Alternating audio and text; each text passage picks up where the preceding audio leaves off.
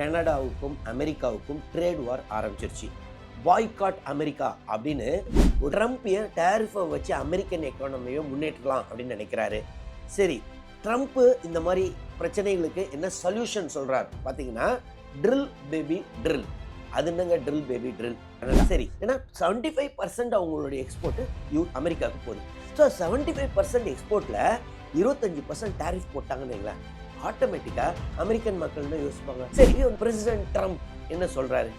அவர் பார்த்தீங்கன்னா இந்த எலெக்ஷன் டைம்லலாம் முட்டை எல்லாம்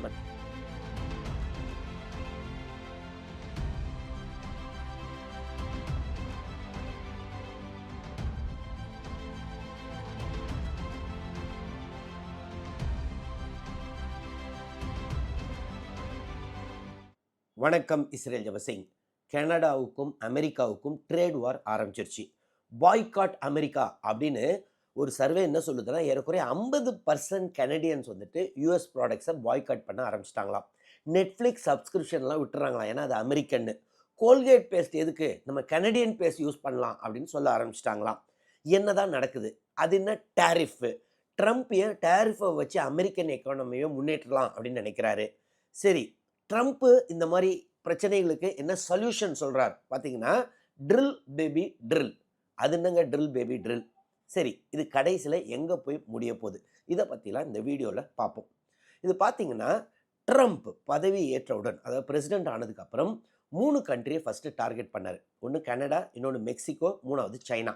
என்ன சொல்கிறாருன்னா, கனடாவும் மெக்சிகோவும் ஃபென்டனில் அப்படின்ற ஒரு கெமிக்கல், அது வந்துட்டு ஒரு ஓபியம் மாதிரிங்க, அது வந்து நர்காட்டிக்கு, அதை யூஸ் பண்ணி நிறைய பேர் ஒவ்வொரு நாளும் பல நூறு பேர் இறக்குறாங்களாம் அமெரிக்காவில். இது எங்கேருந்து வருதுன்னு பார்த்தீங்கன்னா, கனடா பார்டர்லேருந்து வருது, மெக்சிகோலேருந்து வருது.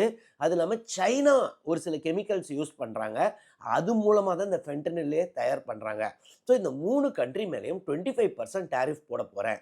அது இல்லாமல் இல்லீகல் ஏலியன்ஸ், அதாவது வெளிநாட்டிலேருந்து இமிக்ரேஷனுக்கு வரவங்க கனடா பார்டர் வழியாகவும் வராங்க, மெக்சிகோ பார்டர் வழியாகவும் வராங்க. ஸோ இதனால தான் நான் டேரிஃபை இம்போஸ் பண்ண போகிறேன் அப்படின்னு சொல்லிக்கிட்டே இருந்தார். கடைசியில் டேரிஃபையும் இம்போஸ் பண்ணாருங்க. இது பார்த்தீங்கன்னா, கனடா மேலே 25% டேரிஃபு, மெக்சிகோ, அதுக்கு அடுத்தது சைனாங்க. சைனா என்ன சொன்னாங்கன்னா, நீங்கள் என்னென்னா டேரிஃப் போட்டுக்கோங்க, நாங்களும் பதில் டேரிஃப் போடுவோம். டேரிஃப் வாருக்கு ரெடியா? நாங்களும் வாருக்கு ரெடி. இதை விட வேறு ஏதாவது வார் பண்ணலாமா? நாங்களும் அந்த வாருக்கும் ரெடி அப்படின்னு ட்ரம்ப்புக்கு எதிராக இது பண்ணாங்க. கனடா பார்த்தீங்கன்னா, இமீடியட்டாக அவங்களும் டேரிஃப் வாரில் இறங்கிட்டாங்க. சரி, ஃபர்ஸ்ட் ஆஃப் ஆல் இந்த டேரிஃப்னா என்னங்க? டேரிஃப்னா என்னென்னா, இம்போர்ட்டுக்கு ஒரு டேக்ஸ்ங்க. இப்போது நம்ம ஒரு காரை இம்போர்ட் பண்ணுறோன்னு வைங்களேன், ஒரு ஃபோர்டு காரை உதாரணத்துக்கு அமெரிக்காவிலேருந்து இம்போர்ட் பண்ணுறோன்னு வச்சுக்கோங்க, 10 லட்ச ரூபா காரு. இப்போ 25% டேரிஃப் அப்படின்னு அர்த்தம், 25% அந்த ப்ராடக்ட் காஸ்ட் மேலே ஒரு டேக்ஸை போடும். 10 லட்சம் காருனா 25% 2.5 லட்சம், அப்போ 12.5 லட்சம். அப்போது அந்த ப்ராடக்ட், அந்த ஃபோர்டு காரு 12.5 லட்சம், 10 லட்சம் விற்க வேண்டிய காரு 12.5 லட்சம் ஆயிருமா? அப்போ விலை ஏறிடுமா? அப்போது இந்தியன்ஸ் நம்மளாம் என்ன பண்ணுவோம், எதுக்கு 12.5 லட்சம் கொடுத்து ஒரு காரை வாங்குறது, அதுக்கு மாருதி வாங்கிட்டு போயிடலாம், மஹிந்திரா வாங்கிட்டு போயிடலாம், அதாவது டொமஸ்டிக் இந்தியன் கம்பெனிஸ். ஸோ இந்த டேரிஃப் மூலமாக அமெரிக்கன் ப்ரொடக்ஷனை, அதாவது மேக் இன் அமெரிக்கா, அதாவது அமெரிக்காவில் எல்லாம் ப்ரொடியூஸ் ஆகும், வெளிநாட்டு ப்ராடக்ட்ஸ்லாம் வருது இல்லை, அதுக்கு டேரிஃப் போட்டால் ஆட்டோமேட்டிக்காக மக்கள்லாம் உள்நாட்டு ப்ரொடக்ஷனை தான் அவங்க வாங்குவாங்க, அப்போது வேலை வாய்ப்பு இன்க்ரீஸ் ஆகும். இதுதான் ட்ரம்ப்போடைய பிளான். ஆனால் பார்த்தீங்கன்னா, இது பயங்கரமாக பேக் ஃபயர் ஆயிடுச்சு அப்படின்னு தான் சொல்லணும். ஏன்னா இவங்க கனடியன்ஸ் வந்துட்டு இது ரொம்ப நெகட்டிவாக எடுத்துக்கிட்டாங்களாம். கனடியன்ஸ் 2 இது ரொம்ப அஃபெண்ட் ஆகிட்டாங்கன்றாங்க. ஒன்று என்னென்னா இந்த டேரிஃபு, 2வது ட்ரம்ப் திரும்ப திரும்ப வந்துட்டு கனடாவை 51st ஸ்டேட்டு, இந்த ஸ்டேட்டு இந்த பார்டர் ஒன்றுமே இல்லைங்க, நம்மளோட சேர்ந்துட்டா எவ்வளோ நல்லா இருக்குங்க, அவங்களும் நல்லா இருப்பாங்க. ஏற்கனவே அமெரிக்காவில் பார்த்தீங்கன்னா United States of America 50 state, கனடாவும் சேர்ந்துருச்சுன்னா 51வது ஸ்டேட்டு. அது இல்லாமல் அவங்க ட்ரூடே, இவங்களுடைய பிரைம் மினிஸ்டர், கனடாவுடைய பிரைம் மினிஸ்டர், ஸோ அவரை வந்துட்டு என்னுடைய கவர்னர், அவர் தான் 51st கவர்னர் இப்படிலாம் சொன்னார். ஸோ இது பார்த்திங்கன்னா அவங்களுக்கு ரொம்ப எரிச்சலை உண்டு பண்ணியிருக்கு. அது என்னங்க நம்ம என்ன அவ்வளோ கேவலமான ஆளுங்களா, அது எப்படி 51st ஸ்டேட்டுன்னு சொல்லலாம்? ஸோ இது ஒரு முக்கியமான ரீசனாக. 2வது முக்கியமான ரீசன் என்னென்னா இந்த டேரிஃப். ஏன் டேரிஃப்க்கு இவ்வளோ இது பண்ணுறாங்க? ஏன்னா கனடாவிலேருந்து எக்ஸ்போர்ட் ஆகிறதுல ஏறக்குறைய 75% எக்ஸ்போர்ட்டு எங்கே போதான்? அமெரிக்காவுக்கு போதாங்க. ஸோ சரி, அமெரிக்காவுடைய எக்ஸ்போர்ட்ஸ் எவ்வளோ போகுது? ஏறக்குறைய 18% ஆஃப் அமெரிக்கன் எக்ஸ்போர்ட்ஸ் எங்கே போகுதுன்னா கனடாவுக்கு போகுது. ஸோ இந்த 2 பேரும் டேரிஃப் போட்டால் இழக்க போகிறது யார் ஜாஸ்தி? கண்டிப்பாக கனடா. ஏன்னா 75% அவங்களுடைய எக்ஸ்போர்ட்டு அமெரிக்காவுக்கு போகுது. ஸோ 75% எக்ஸ்போர்ட்டில் 25% டேரிஃப் போட்டாங்கன்னு வைங்களேன், ஆட்டோமேட்டிக்காக அமெரிக்கன் மக்கள்னு யோசிப்பாங்க, ஐயோ இந்த ப்ராடக்ட்லாம் விலை ஜாஸ்தியாக இருக்கேன்ட்டு உள்நாட்டு பொருட்களை வாங்குவாங்க. அப்போ இவங்க அஃபெக்ட் ஆவாங்களா? 25% விலை ஏறுறதுன்றது ரொம்ப பெரிய விஷயம். ஸோ இதுதான் அவர்களுக்கு ரொம்ப எரிச்சலை கிளப்பியிருக்கு. நம்ம மொத்த இண்டஸ்ட்ரீஸ்லாம் அஃபெக்ட் ஆக போகுது அப்படின்ட்டு. ஸோ அதனால் இந்த கோவிட் டைமில் மெஷர்ஸ் எடுத்தாங்க தெரியுமா? நிறைய கம்பெனிஸ்க்கெலாம் சப்போர்ட் பண்ணுறது, அதை மாதிரி மெஷர்ஸ் எடுக்க ஆரம்பிச்சிட்டாங்களாம் கனடியன் கவர்மெண்ட். அது இல்லாமல் மக்கள் மத்தியில் அப்படி ஒரு எரிச்சலாம், அமெரிக்கன் ப்ராடக்ட்ஸை விற்க வேணான்னு நிறைய கனடாவில் உள்ள டிபார்ட்மெண்டல் ஸ்டோர் ஓனர்ஸ்லாம் அமெரிக்கன் ப்ராடக்ட்ஸ் எல்லாம் டிஸ்பிளேலேயே வைக்கிறது இல்லையாங்க. உதாரணத்துக்கு ஜாக் டேனியல்ஸ் விஸ்கி, இது அமெரிக்காவுடைய ஃபேமஸ் விஸ்கி, அதெல்லாம் நம்ம மக்கள் குடிக்கக்கூடாது இனிமேல், பாய்காட் அமெரிக்கா அப்படின்றாங்களாம். மக்கள் மத்தியிலும் பார்த்தீங்கன்னா சாதாரணமாக கனடியன்ஸ் மத்தியில் அப்படி ஒன்றும் பேட்ரியாட்டிக் ஸ்பிரிட்லாம் இருக்காதாங்க. அவங்கவுங்க வேலையை பார்த்துட்டு இருப்பாங்களாம். ஆனால் இப்போ ட்ரம்ப் வந்துட்டு இந்த மாதிரி நம்மளை அவமானப்படுத்துறாரு, 51st ஸ்டேட்டுன்றாரு, அது இல்லாமல் 25% டேரிஃப் போடுறாரு, இதெல்லாம் ரொம்ப தப்புன்னு சொல்லி இப்போ பார்த்தீங்கன்னா எதுக்கு கோல்கேட்டு கனடியன் பேஸ்ட்டை வாங்கிப்போம், அமெரிக்கான்ற இதே இருக்கக்கூடாது. சொல்லப்போனால் இப்போ நிறைய பேர் எப்பயுமே கனடியன்ஸ் பார்த்தீங்கன்னா அமெரிக்காவுக்கு தான் டூர் போவாங்களாம். இப்போது யாரெல்லாம் ஏற்கனவே புக் பண்ணியிருந்தாங்களோ அவங்களெல்லாம் கேன்சல் பண்ணிக்கிட்டு இருக்காங்களாம். கனடாவுடைய கன்சர்வேட்டிவ் லீடரான பியரி பாயில்வர், இவர் தான் அடுத்த பிரைம் மினிஸ்டர் கண்டிப்பா அப்படின்னு இவ்வளோ காலம் ஒப்பீனியன் போல் சொல்லிக்கிட்டு இருந்துச்சு.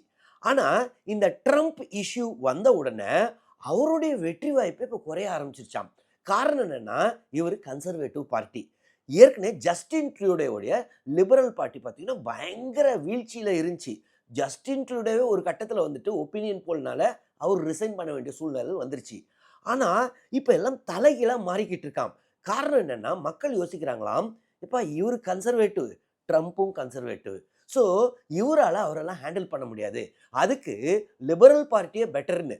ஸோ இப்போ பார்த்தீங்கன்னா இப்போ இவர் பியரி பாயில்வர் அவருடைய எலெக்ஷன் கேம்பெயின் அப்ரோச்சே மாற்றிட்டாராம். கனடா ஃபர்ஸ்ட், கனடா ஃபர்ஸ்ட்னு சொல்ல ஆரம்பிச்சிட்டாராம். காரணம் என்னன்னா, அவரை சப்போர்ட் பண்ணுற கன்சர்வேட்டிவ் ஓட்டர் பேஸ்லேயே இப்போ டிவிஷன் வர ஆரம்பிச்சிருச்சான். அவங்கெல்லாம் கொஞ்சம் கொஞ்சமாக லிபரல் தாட்ஸுக்கு போக ஆரம்பிச்சிட்டாங்களாம். இதற்கு முக்கிய காரணம் இந்த ட்ரம்ப்புடைய டேரிஃபு. அது இல்லாமல் வர மண்டேல இருந்து பார்த்தீங்கன்னா எலக்ட்ரிசிட்டி கனடாலேருந்து 3 ஸ்டேட்டுக்கு முக்கியமாக US states Minnesota, Michigan, New York, 3த்துக்கும் கரண்ட் எலக்ட்ரிசிட்டியை நான் கட் பண்ண போகிறேன், இல்லைனா 25% டேரிஃப் போட போகிறேன்னு கனடா சைட்லேருந்து சொல்கிறாங்கங்க.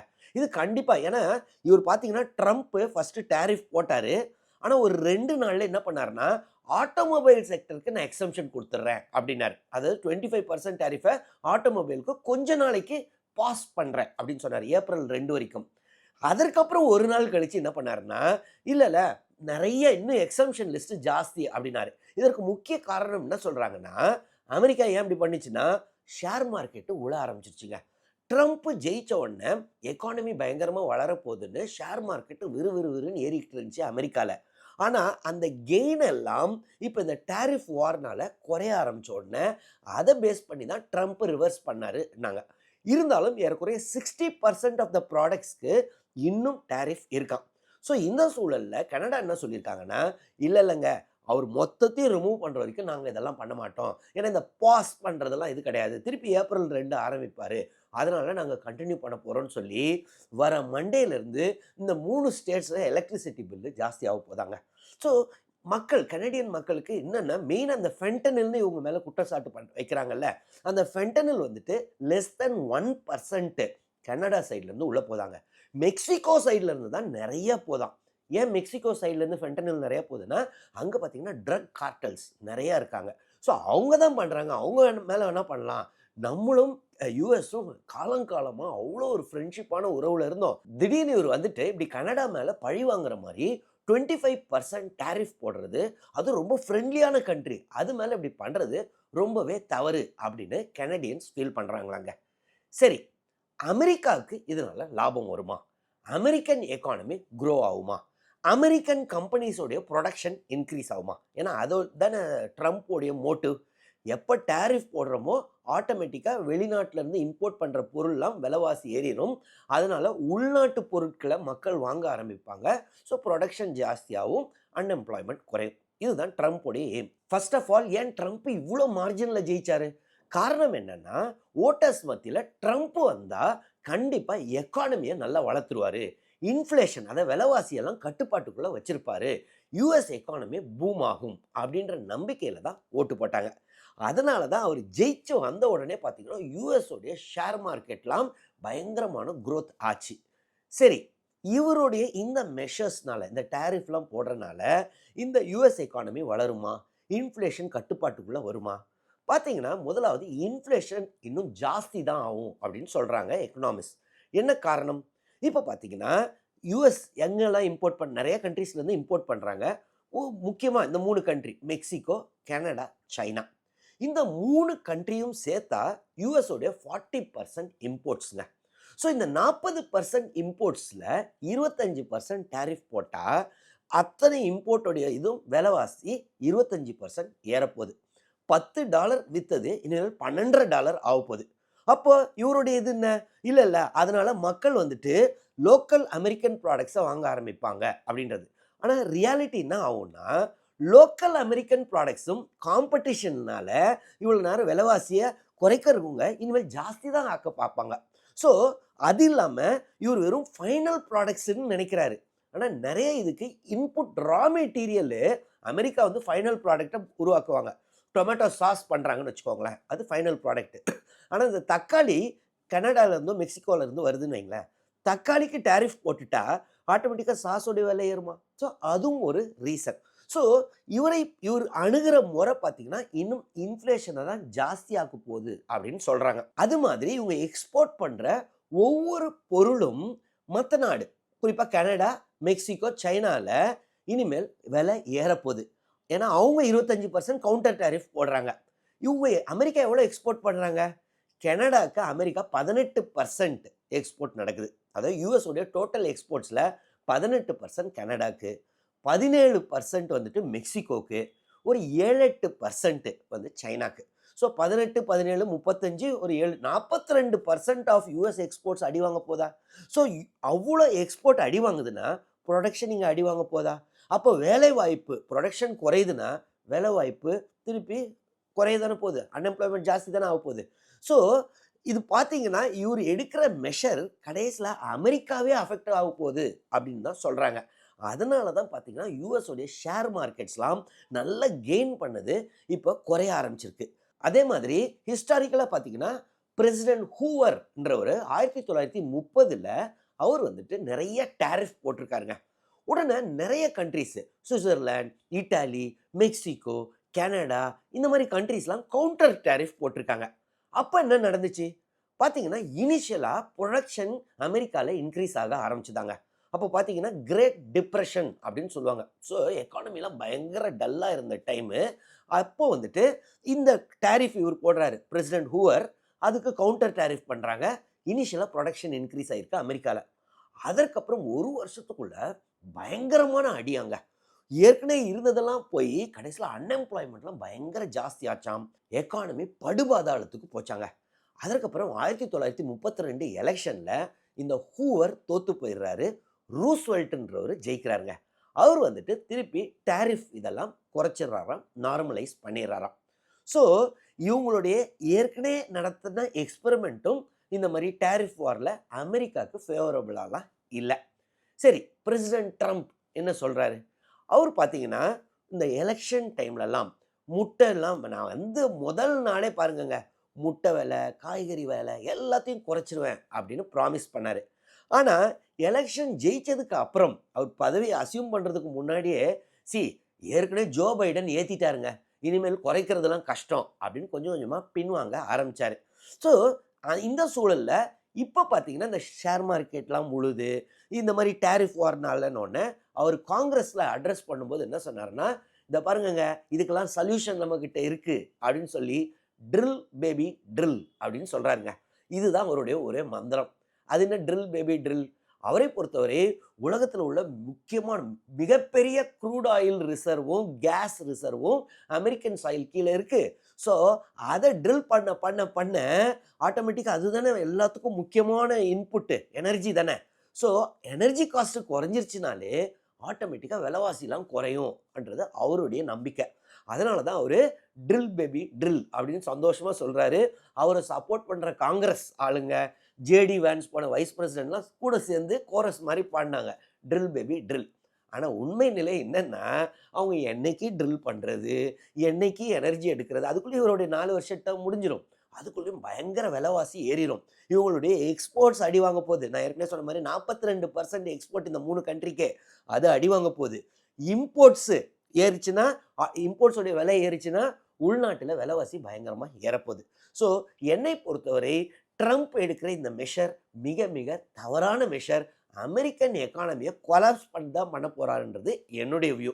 உங்களுடைய வியூ என்னவோ அதை நீங்கள் கமெண்ட்ஸில் எழுதுங்க, நானும் பார்த்து தெரிஞ்சுக்கிறேன். அது இல்லாமல் இந்த வீடியோவில் ஏதாவது டவுட்ஸ் இருந்துச்சுனாலும் கமெண்ட்ஸ் எழுதுங்க, நான் கிளாரிஃபை பண்ணுறேன். தொடர்ந்து இந்த சேனல் மூலமாக சந்திப்போம். நன்றி, வணக்கம்.